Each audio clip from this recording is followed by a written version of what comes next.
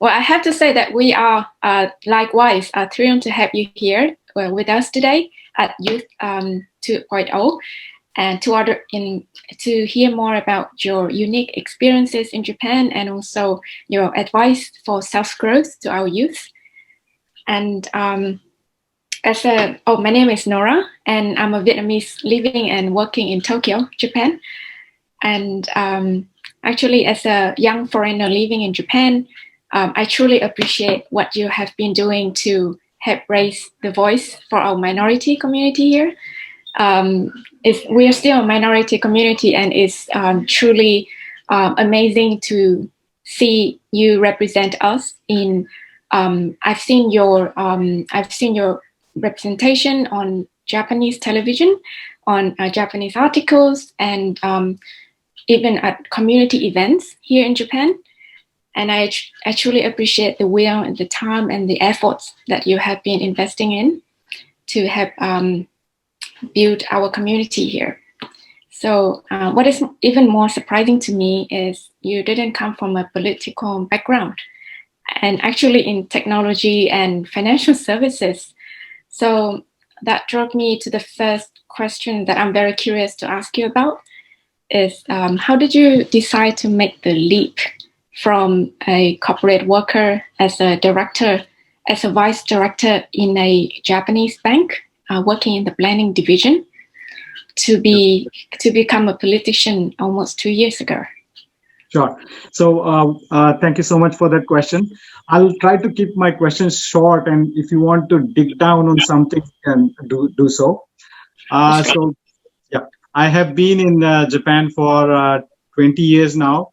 Honestly speaking, first 5 years I was just living for myself, not so much into community, and just looking after my kid, my family.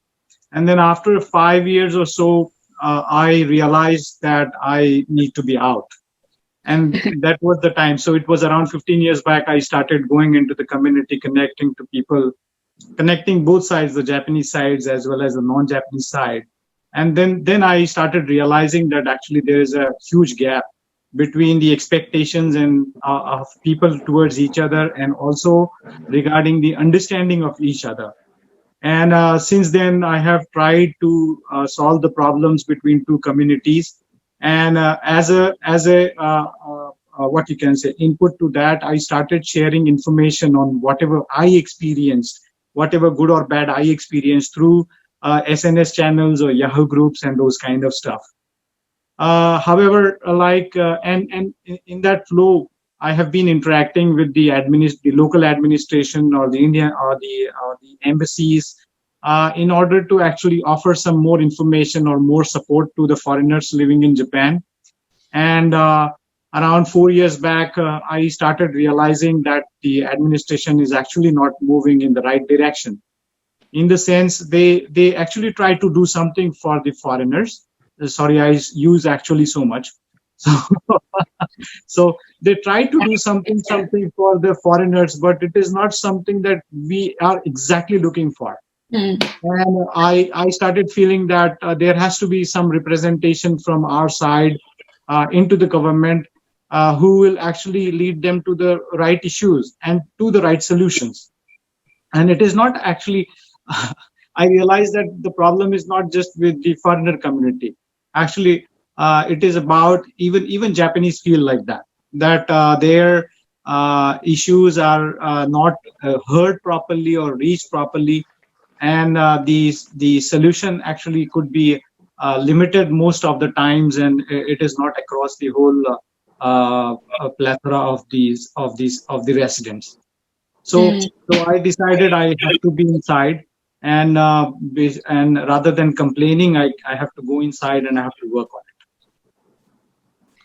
Wow, that was quite a bumpy journey, Mr. Yogi, I must say that.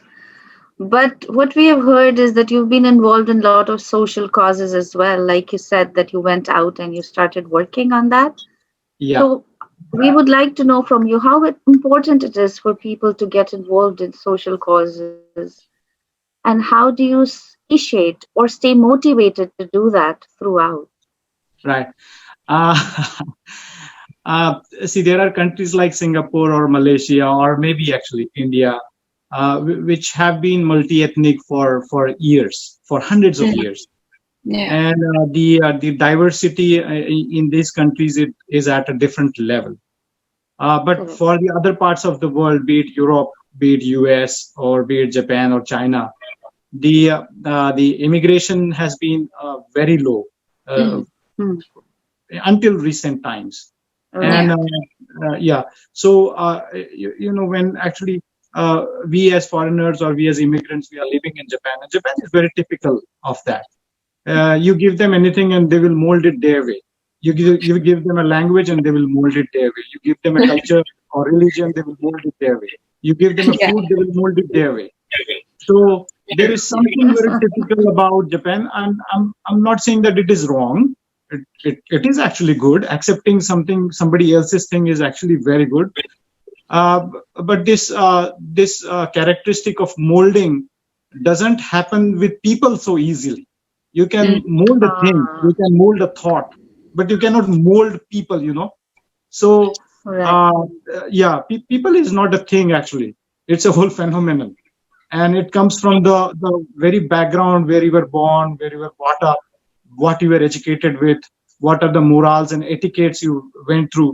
Mm. It's as simple as if you are used to walking on the left side of the road, and if you go to some other country and expected to walk on the right side of the road, you will not actually do that Mm. unless uh, honestly speaking, unless someday you are caught and you are fined, and then your eyes are open, oh man, I'm doing wrong, and it is a it is a kind of punishable thing, and then you change yourself.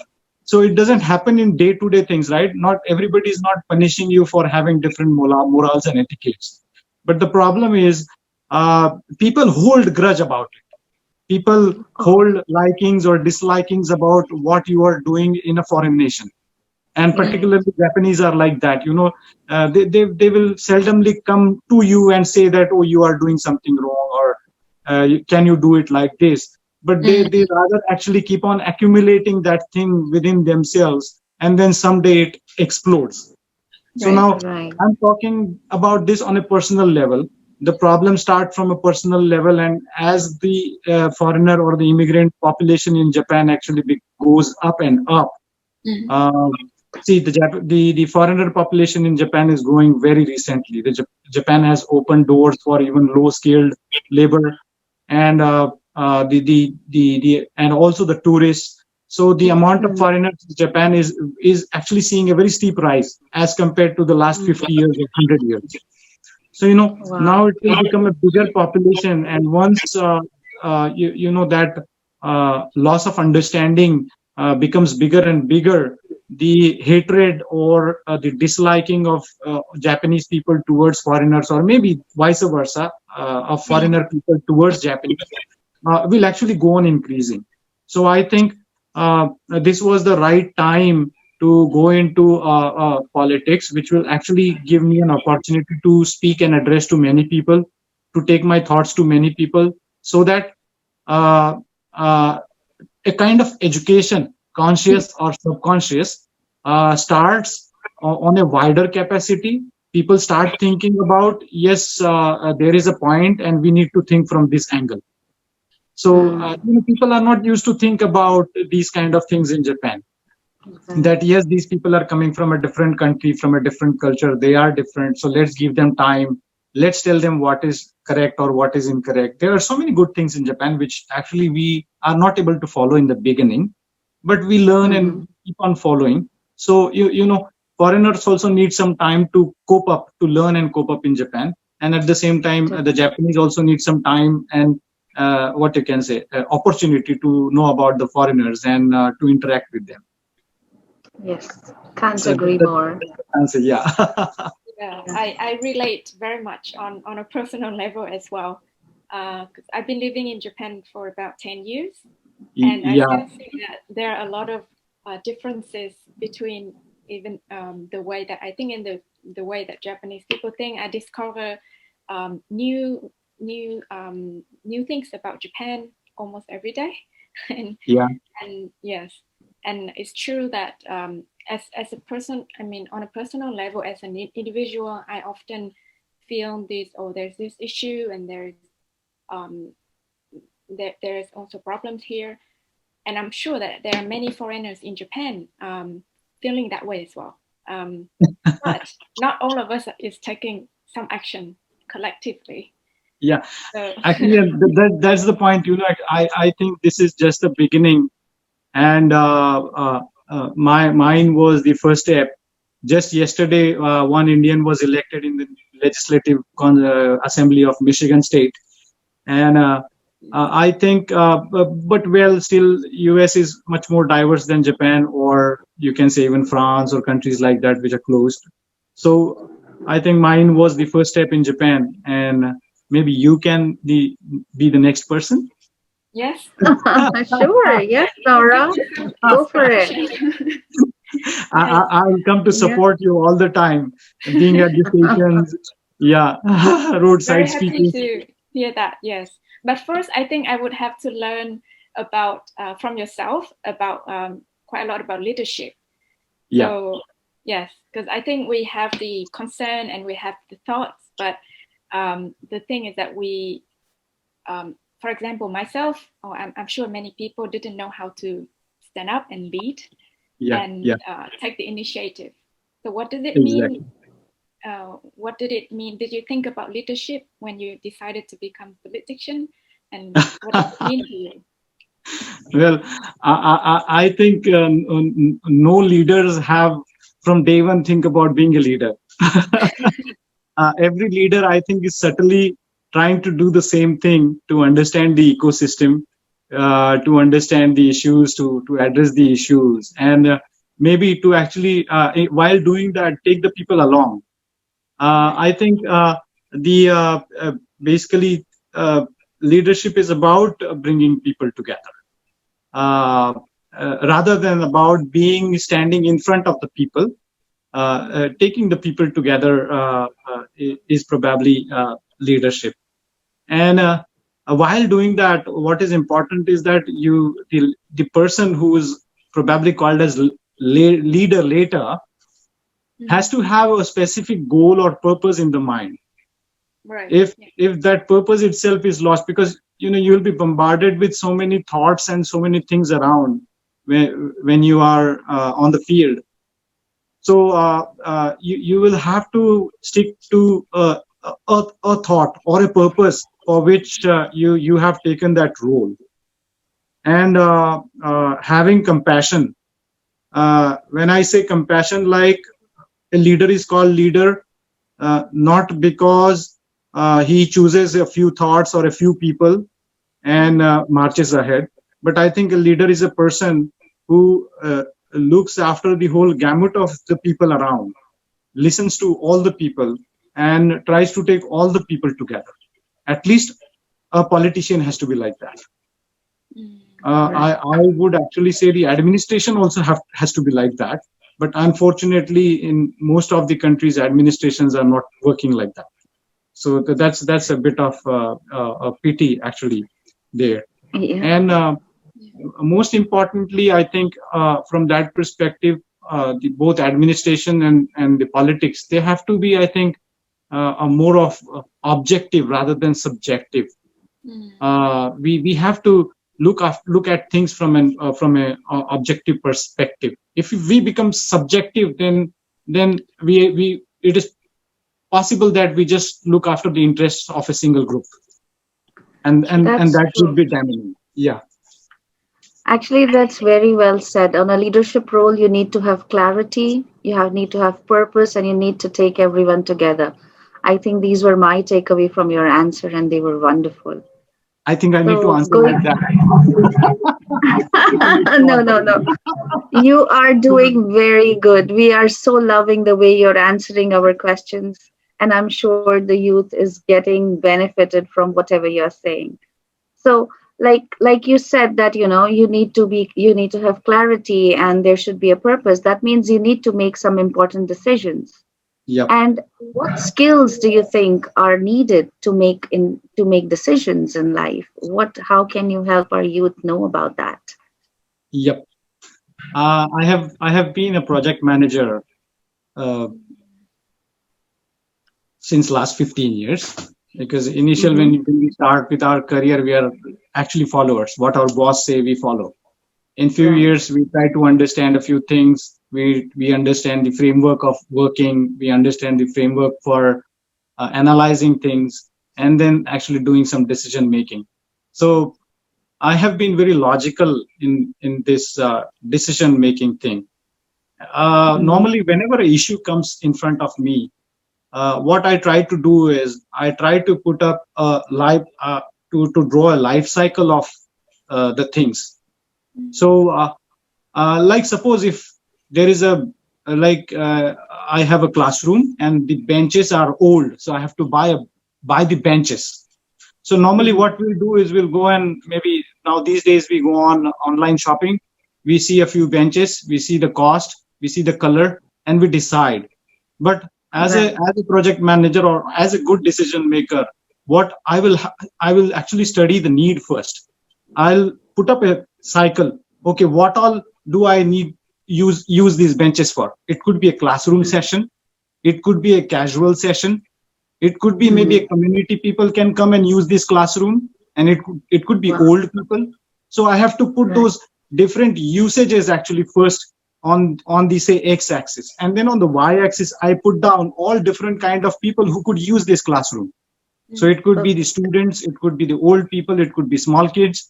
So then I can see actually what exactly is the kind of bench I should look for, and that could be the Right. logical answer.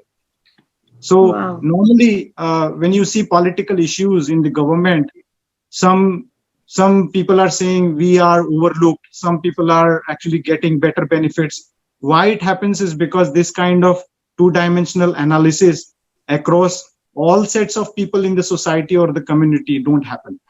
Normally, Right. solutions are very reactive to the issues. So we Mm-hmm. actually should not be reactive just to the point, just to what issue we saw. But when an issue comes up, we have to see what width or what depth that problem has, and then we have to actually look for the solution. Does it make sense? That was really a pearl of wisdom, actually, I would say, making a life cycle and then going about it. What do you think, Nora? What do you think? Yes, I think it's very logical, and Yeah. and it's important in today's world when we have a lot of issue that is not independent issue per se, but it's related Yeah. to a plethora of other things, and we can Society. use, And yeah, we can use Can I yeah. just a small point here? yes. Please After, do. oh, maybe actually we can talk about it in challenges. Uh, uh, After going into politics, what I'm seeing is the administration side is so busy in just running after the issues that they just park the issues as a linear in as a one dimensional what you can say list, Mm. and they just actually Right. go on putting tick marks, crosses, tick marks, crosses. Okay, we are going to do this. We have not done this kind of, and I feel that's completely wrong, because then Mm-hmm. they are not doing this 2D kind of analysis, and Right. that's why the whole I think the administration side is going wrong right now. So Yeah. if they have this 2D kind of analysis for issue analysis, I think Mm-hmm. many of the problems, in fact, if it is done fine, politicians are not required, I think. Administration will be enough. True, but we still need someone with a vision to, Right, yeah, exactly. Someone to like you not, who can lead in a proper way. yes, truly, truly. And I picked up from your answer before. An interesting is that when we, for example, when we look at a chair, when we decide which chair to choose, then you need to Yeah, consider different elements, that how the chair would be used and how it would be placed or Who all will be using them? evaluated. Yes, exactly. Yeah, Yeah. I think that is that may be something that depend a lot on cultures and expectations of each exactly. person. For example, Right. if I'm a Vietnamese, maybe I wouldn't expect that chair to last very long. But if if I were a Japanese, then I would expect it to be multiple used, to be very sturdy and last a long time. Yeah, So Yes, yeah. even if you're an Indian, you know. yeah, yeah, something that is not too expensive but should be very very good Right. quality. Yes.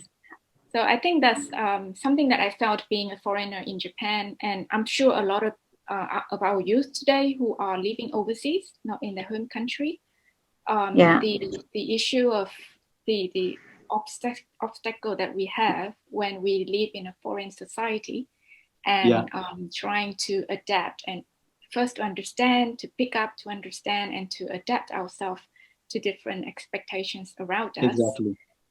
And how True. did you do that? I mean, when you first came to Japan, and now you are now a naturalized Japanese, and Yeah. you even you can help convince and persuade Japanese people's hearts, and share your opinions in Japanese. Like, how did you integrate so well in I the think we Yeah, system? have a slide for that.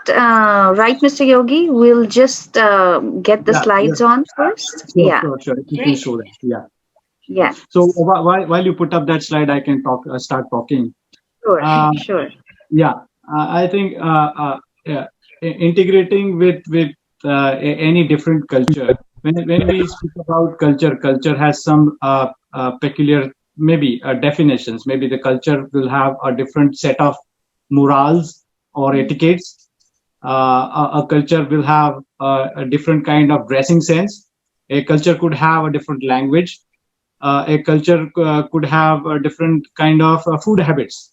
And mm, I think these are the very key things. If you typically see at maybe Singapore, the Singaporeans would be different. The Indians living there would be different. The Malaysians living there would be different. If you go to India, state by state, people would be different. They are wearing different kind of clothes. So I feel, particularly after coming to Japan, or I shouldn't say that, but traveling to any country, that I have three things that I do is I try the local food. I eat the local food. I I try to learn, understand the local language, and I try to understand the local manners, local etiquettes, and then participate in the local events and rituals and so on. mm. When you do this, these three things, uh, people actually feel that you are accepting the localness of that place. And Definitely. yeah, True. and and then there is a better acceptance uh, level between the for a like foreigner or a non-immigrant like me. So Mm, I have actually, wherever I went, I have taken care of these three things. I went to China. I used to speak Chinese. I went to Germany. Used to speak German a bit. So I have taken up that thing. And food, 20 years back, I was completely non-vegetarian. but oh. Wow. but over the years, I have actually tweaked myself a little. I even Mm-hmm. I even actually have been non-vegetarian, but slowly, I think I am again trying to go back into the vegetarian mode. But having said that, that doesn't actually stop me from enjoying the vegetarian local food here. Mm. So Right. yeah, I try to actually integrate myself that way. Wow, Yeah, that's quite Yeah. a sacrifice because Yes, it's quite actually. difficult to be vegetarian in Japan. Yeah. yeah. Now we put up this slide. So if you see that what I was talking was about the left top part of the slide. So when integration of immigrants has to happen in a foreign land, uh, there has to be effort on different what you can say levels. One is on the Mm-hmm. individual level, which I just spoke about. Then on the Mm-hmm. community level, which is on the right bottom side, the surrounding community has also needs to come up. They also need to Correct. know about the immigrants, know about the foreigners, and they also need to help the foreigners actually to come up to the level of life here. Like, say, suppose Japan is so beautiful, the garbage here, people actually manage the garbage. They do all the segregation and distribution, and that's why the whole cycle runs so nicely. Now, if I, as an immigrant, if I'm not following it, it's not good. So, but from day one, I won't know all the rules. So, people or the Right. system will have to help me understand that. Similarly, from Correct. the government perspective, the government has to go into the detailed issues that the immigrants face here. And Yeah. see, the immigrants are actually going to be ultimately the integral part of this system. They, Mhm. if something wrong happens with the immigrants, there will be something wrong that will happen with this country itself.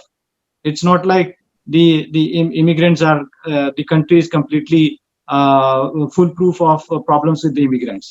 So from that Right. perspective, the government also has to take necessary actions to support the lives of the people, and by that they will help both the Japanese community and the immigrant community to stay happy together. Right. Yeah. Yes, yes. Actually, it's very rightly said, and I think the saying that there's a saying that says, "A way to someone's heart is through stomach," right? So when you adopt the food, like I'm staying in Indonesia from quite a lot of quite so many years now, Yeah. and I've realized the beauty in the food and the beauty in the people. They are so nice, they are so simple. I've fallen so much in love with these people that I consider this as my first home now. So Oh, wow, yes, amazing. adopting their culture, learning, their beautiful songs or their national anthem is something that you feel so good about. It's giving me goosebumps right now while I'm talking. But yes, that's really true. Learning the culture, adopting them, giving them love in order to receive. I think that's the Yeah. beauty of staying in a country, which is another one. So now there's a question from one of our audience. It says, Yeah. how has spiritual practice and yoga helped you in reaching the milestone? Which also connects to a question that how important it is to tune your mind, body, and soul. So Yeah. if you could give some light, and then I think you have another slide for that. Maybe you can talk a bit, and then we can ask for the slide. Sure, sure. Amazing. Yeah. Uh, uh, Actually, I'm a newcomer to yoga and spiritual thought process or philosophy, and I Hmm. really feel too bad about it. Maybe I should have started about it a bit early. Um, uh, Very in couple last couple of years or 2 3 years, I have started listening to many actually gurus and started to understand the Vedic sciences along with the yoga and basically tuning your mind. And that has been really very helpful. So if you see my Facebook all the time, I am writing about being mindful and Right. maintaining a few basic things which are actually useful for us. And from that perspective, our lives are very busy right now. uh, True. Honestly speaking, I think if a normal person is living 24 hours a day, I think I live 48 hours a day, or maybe 96 if not 100. So I really I live a fast-paced life, and and so when you do that kind of life, you need a certain kind of healing. Otherwise, you cannot go for a long run. So, like a marathon runner actually runs full marathon only 3 4 times a year, and rest of the times they True. are either running short courses or they are taking what you can say rest. They are giving enough rest to their muscles. So it is like that. So when you have a fast-paced life, fast-paced with a lot of work, kids have a lot of things to study. Then they will have the games and so many things to take care after. So it is fast paced, so we need to actually rest ourselves, and that's why we have to take care of these three aspects very well: the body, the mind, and the soul. The body, for the body, I think it's very necessary that we eat good food and we do some good exercise every day. I myself spend at least say around 5 hours every week for maintaining my body. In politics, I have to run, I have to walk, I have to stand for hours and hours. So I have to maintain myself physically. Number two is when I say about my mind. mind has two aspects: the emotions as well as the knowledge part of it. So for knowledge part of it, I am continuously reading something, watching new videos to keep up myself. If something Yeah. comes up which I don't know, I proactively go on to net, or I proactively find out books, or even I speak to people to understand about those things which I don't know. Right. Mm. And then the actually most important part is the soul, where Mm. that actually runs the whole I think the system, the body and the mind. And for that, the a bit different part from politics, the volunteerism, Mm. helping people, compassion towards people, helps me a lot to keep my soul Yeah. actually pure and fresh. Otherwise, there could be so much of negativity. Not Right. everything in your life, in your day-to-day life, goes fine. So True. uh, ultimately, you have to actually settle down. You have to be peaceful for a few moments in a day. Think upon the things, think on what you can further do about a particular thing, or you cannot do about a particular thing. And Mm. you have to segregate those things and ultimately keep yourselves in peace. So whatever you can do, you should do. Whatever you cannot do, you have to leave it, and you have to keep yourself at peace, so that Yeah. maintaining the power of soul or the peace of the soul, both are actually very important, I think. So body, mind, and soul are Correct. three pillars of a healthy life, Yeah, I believe. Yeah. that's Yes. very true. Definitely, sir.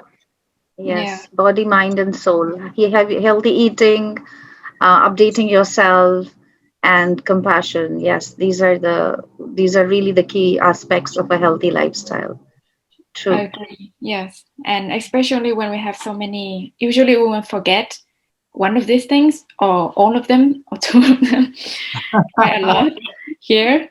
And while listening to you, we've got one question coming up from the Yeah. audience, and Yeah. that actually struck me that he or she was asking about some questions that usually take away the peace of mind for me. Is Yeah. it's about having the language barriers when using receiving support, or in this case medical care in Japan. I know. So and I'm sure it's not only Japan, but many other countries as well, living as a foreigner, and if you just came in and in such case the language needed are quite complicated Yeah. for Mm. beginners. Yeah. So, what do you Yeah. think of the language being a leader here? What do you think of the language barrier that most foreigners living in Japan in order have in order to receive medical care here? Yep. I think actually language is really a big barrier in language oriented countries like say Japan or China or even Germany or France. And it needs actually a better model to solve it. Mm, Mhm. And since Japan has is opening up very recently for the foreigners, still not so much opened up. The language barrier is definitely very high. The question actually talked about medical services. See, normally, I believe that the Japanese doctors, they all understand English. They can all speak Japanese. right. Sorry, English, because without learning, knowing English, they won't be able to do their medical studies. However, Mm, what I've seen is there is a this very high reluctance in the doctors in speaking English, because they don't want to take the risk of mm, explaining something wrongly, or conveying something wrongly, or mm, something getting wrongly conveyed, kind of. So Mm. I have been actually publicly talking about this. Like, I think the immigrant community is not so particular about every single word that the doctor would speak. right. We are more open, kind of. We are more Yeah. open, I think, than the Japanese. And if there is even some mistake, kind of, we will say, okay, I understand. It's not like we'll Right. harp on every single word what the doctor said. But Mm. so I think that some communication is better than no communication, especially in the areas of medical services. Mm, Mhm. And apart from that, I'm actually pushing a lot in my own city that our city should offer Japanese language classes to the kids at the school level. We have Right. actually voluntary units in our city, and Mm-hmm. trying to take help of those voluntary units to start Japanese language classes for the kids. And at the same Mm-hmm. time, when kids are going for these voluntary classes, I'm saying that if the mother is at home, maybe, Mm. or the father is at home, if somebody is at home, they can also take the classes together. And Wow. similarly, for the working class as well, we are talking about actually having some much more economic options or a group options Mm-hmm. of studying Japanese. So we need to Mm-hmm. actually work out on the model of that. Mm. Fortunately, after Corona, what I have seen is that online classes have sprouted like anything, Yeah. and that's a very Yeah. good thing that Corona brought to us. So just yesterday, I was talking to one Yeah. person from the community, and he was telling me like they are getting monthly classes for around 5, 6 classes a month for something like $60, which is I think very economic, and people would be able to go for those kind of classes. Otherwise, it's so expensive in Japan. So Mm-hmm. uh, we have to work on that model. Yes. Yeah, actually, not going far. My son himself, he's so fond of anime and everything, and he himself is learning online Japanese, which of course I don't understand anything, but yes, he's on a go for that. So we And the have another question. other thing is while foreigners actually will try to pick up the Japanese language, I am also proposing that, and I have started in my city that we start public English classes for Japanese kids and the Japanese Hmm. people. If not now, at least maybe after a couple of years, there will be more kids who will be able to speak English to Mm. some extent Yes, and to communicate Yeah. like with each other. So it has to, it has to actually go both ways, not just both one ways, way. right? Yeah, yeah. True, true. That's absolutely correct. So, Yeah. yeah, we have another question coming up your way from our audiences. They are very interactive, and I'm sure they are enjoying as much as we are. So, they are asking, what are the challenges for a young person looking to join politics, and what tips would you like to share with them? I understand. Okay. um, I think couple of problems is first of all knowing Japanese politics if it is Japan, Yeah, or be it in any any country, but country. more of Yeah, Local the politics. issue with the language oriented countries is that you have to understand the local politics, what is happening over there. Like right. say, if suppose it is UK or US, everything is in English, and so they are so verbose about their politics that you will know who is playing what over there, what is the ideology and all. But in Japan, actually, Right. uh, first of all, you have language barrier. Then the second problem is, as you know, like Japanese are not verbose. They will just give hints, and there will be a lot of things which will be actually not verbal, which will be not stated anytime. Hidden. So that is the second thing. Many times you are not expected to state actually. And yeah, so Oh. that is the second thing. Third thing is, I think the Japanese politics is a quite hereditary matter. Mm. The sons are doing father like, and then the grandson are doing father like again. Oh. So Mhm. so it has been like that for a while in Japan. Uh, and the third thing is, and the fourth thing is, people connect. We as an immigrant community, since in Japan the immigrants who have not taken Japanese nationality, they don't have voting rights. Many Mm. people still wrongly assume that I have become a city councillor with the hell lot of Indian votes who are living in my city, but that's not true. In I'm Japan, sure. immigrants don't have voting rights. In UK, they do have. So connecting with the local people, which I have done actually over last 15 years. I have been part of the local resident committees. I have been part of the PTA committees. I have been part of the many sports committees. So I have been connecting with people, and I have been hearing to them.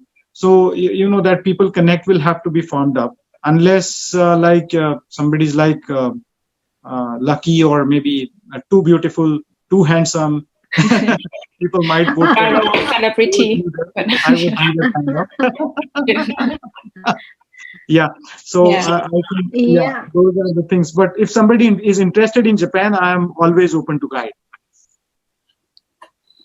Oh, great. So, guys, if you're interested, you know who to go to. All right, Mr. Yogi, thank you for today's session. Thank you for your enlightening and valuable answers to our questions that I think can be applied in real life right away. So, we really appreciate your ideas. We really appreciate your advice to the audience on different things that we've talked about today, about politics and about how to grow oneself. So, we really owe you a very special vote of thanks for being here this morning and sharing your wisdom with us. I'm sure that there are many takeaways from this session that can directly benefit our youth and anybody who's listening. We can actually go on and listen to you the whole day because we are enjoying your session so much. But I think we have more things online, and I'm sure you're busy as well. So thank you so much. It was really pleasure, really pleasure having you with us on board today. Thank you. Yeah. I should say thank you so much. And it was a pleasure being here. It's great having you here too. Thank you, Mr. Yogi. Thank you so much. See you again. Bye.